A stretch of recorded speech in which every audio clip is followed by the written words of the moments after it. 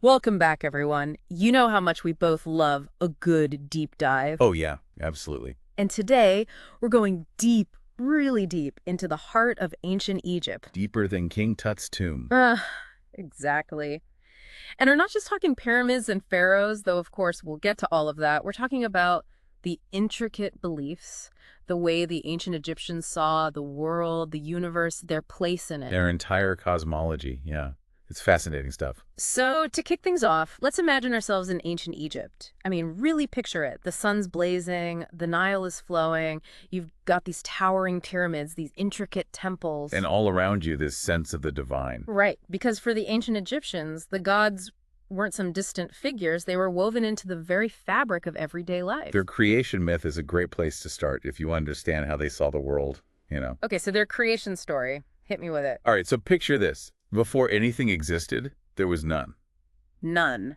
Like a nun. Well, no, not that kind of none. Think of none as this boundless primordial ocean. Okay, I'm picturing a vast, dark, watery expanse. Kinda, but not water as we know it. Yeah. More like this formless potential. Ah, okay. Pure potential. Got it.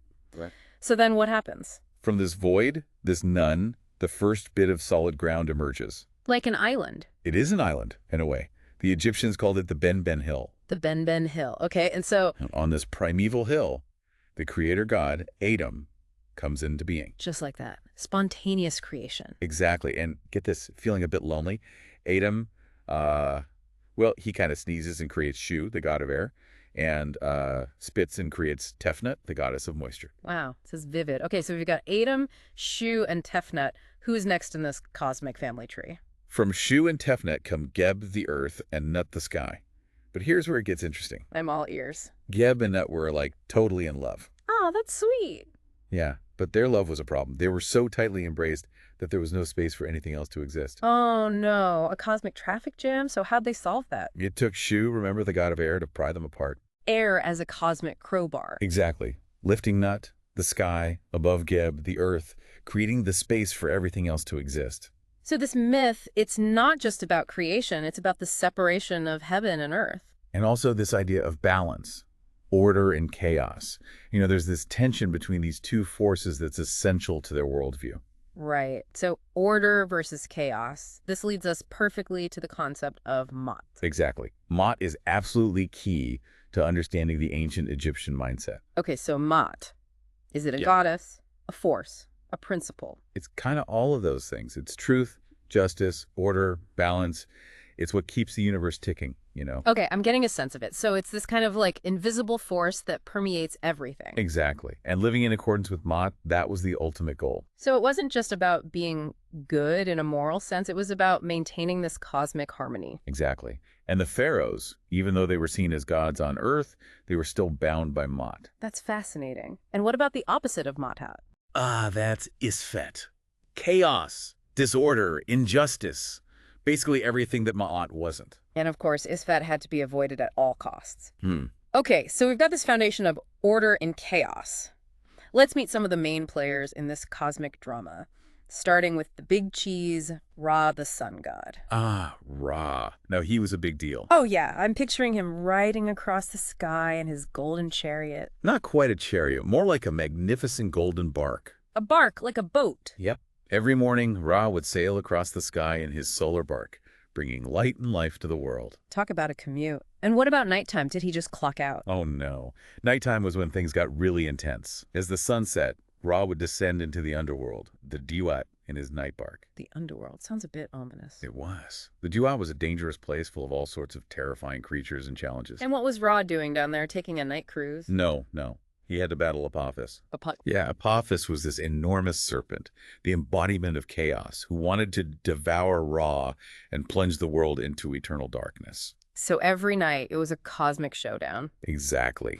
Ra battling the forces of chaos, ensuring that the sun would rise again. Man, talk about job security. This cycle of death and rebirth, it reminds me of another very important Egyptian myth, the story of Osiris. Ah, Osiris. Such a powerful and tragic tale. Yeah, so for our listeners who need a refresher, who was Osiris? Okay, so imagine a king, a wise and benevolent ruler, who brought civilization to Egypt. He taught them agriculture, gave them laws, all that good stuff. Exactly. He was beloved by the people, but he had a jealous brother, Set. Ah, sibling rivalry, even among the gods. So what did Set do? Well, Set tricked Osiris, trapping him in a beautiful coffin and tossing it into the Nile. That's cold, but the story doesn't end there, right? No, it gets worse. When Osiris's body was found, Set, in a fit of rage, chopped him into pieces and scattered them all over Egypt. Talk about a family feud. But Osiris's wife, Isis, the ultimate devoted wife, she wouldn't give up. She went on a quest to find all the pieces. Yes. With the help of her sister Nephthys and the wise god Thoth, she searched high and low, gathering every last fragment of her husband. What a journey. And then what? Did she, super glue him back together? Not quite, but almost as impressive. Using her powerful magic, she pieced him back together and brought him back to life. Wow, that's some serious dedication. So he was, resurrected.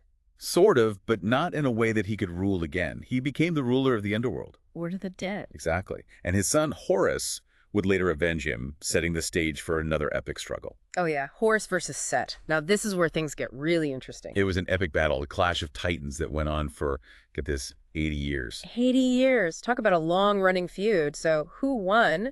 I'm assuming Horus, right? Eventually, yes, but not without a lot of trauma. During one of their battles, Set ripped out Horus's eye. Ouch. Not good for his vision, I imagine. Luckily, Thoth, that wise guy, stepped in and healed the eye. Thoth, always the problem solver. So what happened to the eye? Did Horus get to pop it back in? The healed eye became a powerful symbol, the Eye of Horus. Oh yeah, I've seen that symbol. What did it represent? Protection, healing, royal power. It was a big deal. Makes sense after all that. And finally, after 80 years of fighting, Horus was victorious. Yes, he became the rightful ruler of Egypt, and Set was banished. Order restored. Precisely.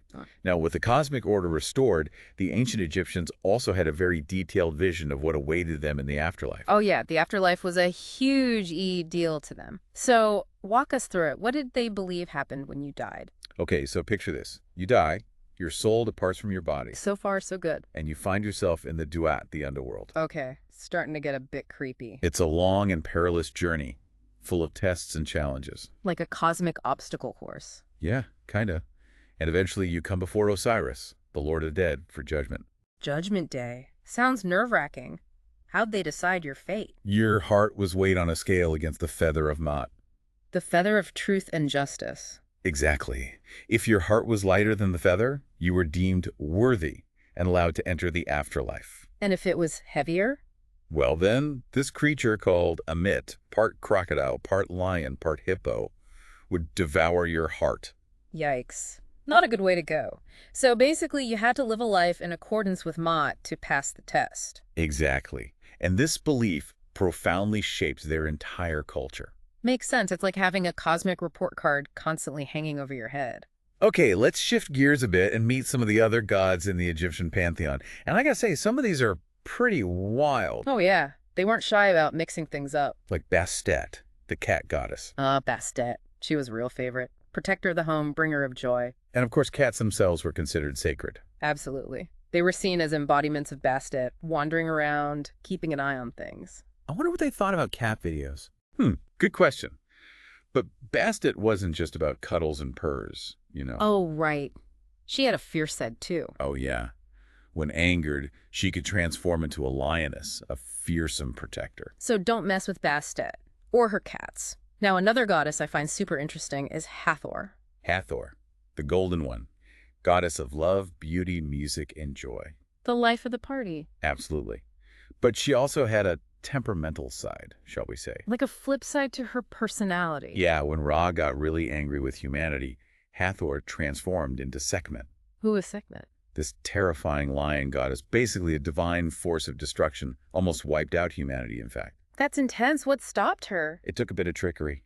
The other gods gave her beer, dyed red, making her think it was blood. Divine hangover cure. Exactly. It calmed her down, thankfully. So even the gods who represented joy and beauty had their dark sides. That's a pretty powerful message. Now, finally, we can't forget Thoth, the god of wisdom and writing. Ah, Thoth, the ultimate brainiac. Yeah, he was the inventor of writing, the keeper of knowledge, the cosmic librarian. And he played a crucial role in a lot of the myths, too.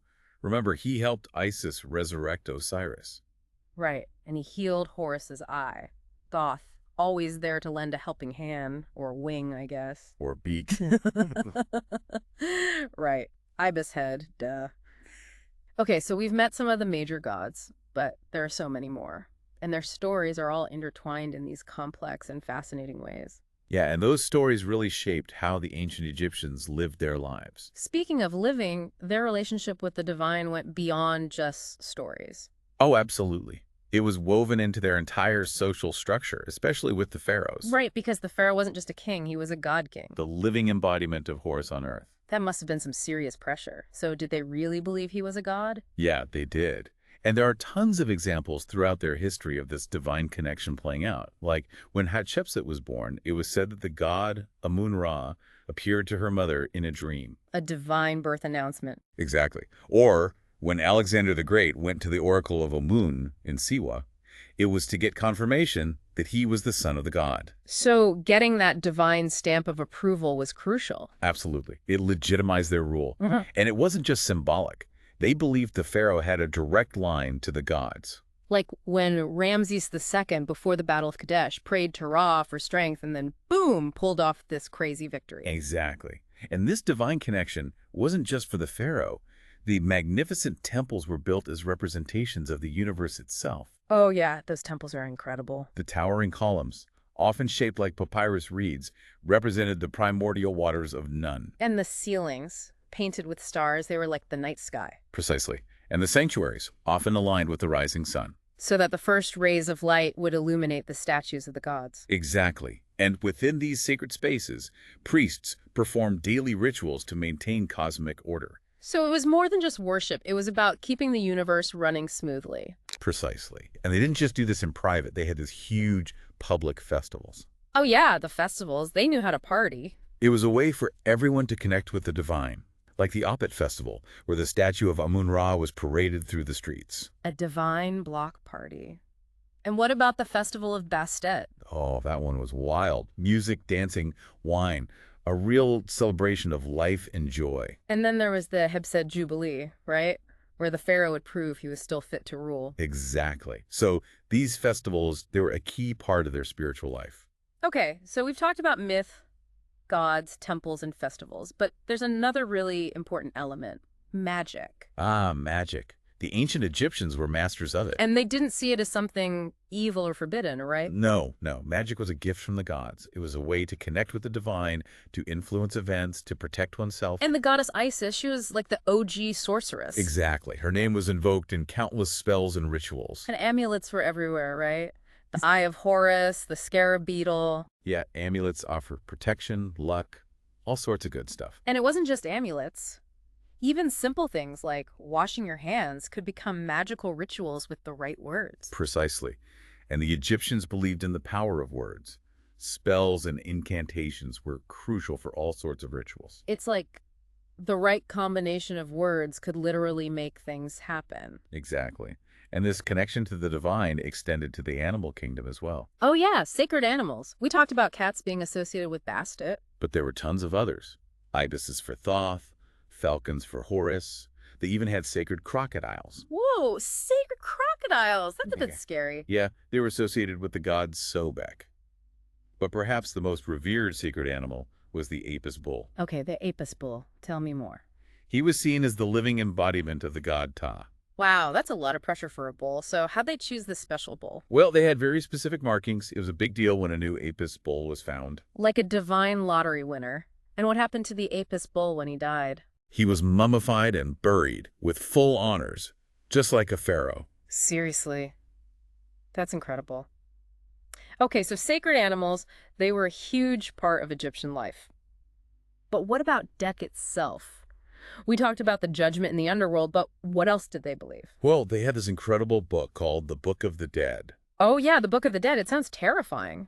It's not actually about death, really. It's more like a guidebook for the afterlife. A cosmic travel guide. Exactly. It was full of spells and prayers to help the deceased navigate the dangers of the duat and ensure their safe passage to the afterlife. So it was like a magical cheat sheet for the underworld. Did everyone get a copy? Well, it was placed in tombs, often alongside the deceased. So like a cosmic care package, what kind of things were in it? All sorts of stuff. Spells to protect you from demons, prayers to the gods, even instructions on how to transform into different animals. Transform into animals. Why would you need to do that? Well, the duet was a strange and dangerous place. You needed to be prepared for anything. Makes sense. And of course, there's the famous negative confession, right? Ah, yes. That's where you declare all the sins you haven't committed. Interesting. So it's more about what you didn't do than what you did. Exactly. It's about showing that you lived a righteous life in accordance with Mahat. Okay, now we have to talk about the pyramids. The pyramids. Enduring symbols of ancient Egyptian civilization. And they weren't just tombs, right? No. They were so much more than that. They were incredibly complex structures, aligned with the stars, filled with all sorts of symbolism. They were representations of the cosmos, designed to help the pharaoh ascend to the afterlife. So they were like cosmic launch pads. Exactly. And the precision of their construction, it's mind-boggling even today. Yeah, how they moved those massive stones, it's still a mystery. Some people think they might have used advanced technologies that we've lost. That's a whole other rabbit hole. Yeah. But what I find really interesting is their understanding of astronomy. Oh, they were incredible astronomers. Yeah, like they knew about planets that we didn't discover until centuries later. And they tracked the stars with incredible precision, using their knowledge to align their temples and even predict eclipses. And it wasn't just practical knowledge, right? The stars played a huge role in their beliefs. Absolutely. The sky was seen as a reflection of the divine. Okay, so we've explored their beliefs, their gods, their practices. It's time to get a bit more speculative, wouldn't you say? Oh, I love a good conspiracy theory. Me too. So there are all these theories out there about the ancient Egyptians possessing advanced technology, like way beyond what we thought was possible. Yeah, there are some pretty wild theories out there. Like the idea that they had electricity. Well, there's the Baghdad battery, these strange clay pots found in, well, Baghdad, that some believe were ancient batteries. But Baghdad isn't in Egypt. True, but there are similar artifacts that have been found in Egypt, and some people believe they could have been used to generate electricity. And there are those strange markings inside some of the pyramids that look like they could have been made with power tools. Exactly. And then there's the whole levitation theory. Oh yeah, the idea that they used sound or crystals to move those massive stones. There are even theories that they had flying machines. Like ancient Egyptian UFOs. Some people believe those hieroglyphs that look like helicopters are depictions of actual flying machines. I mean, it's fun to speculate, but it's probably more likely that those were just symbolic representations. Probably. But who knows? The ancient Egyptians were a pretty incredible civilization. They achieved some amazing things. Exactly. And there's still so much that we don't know.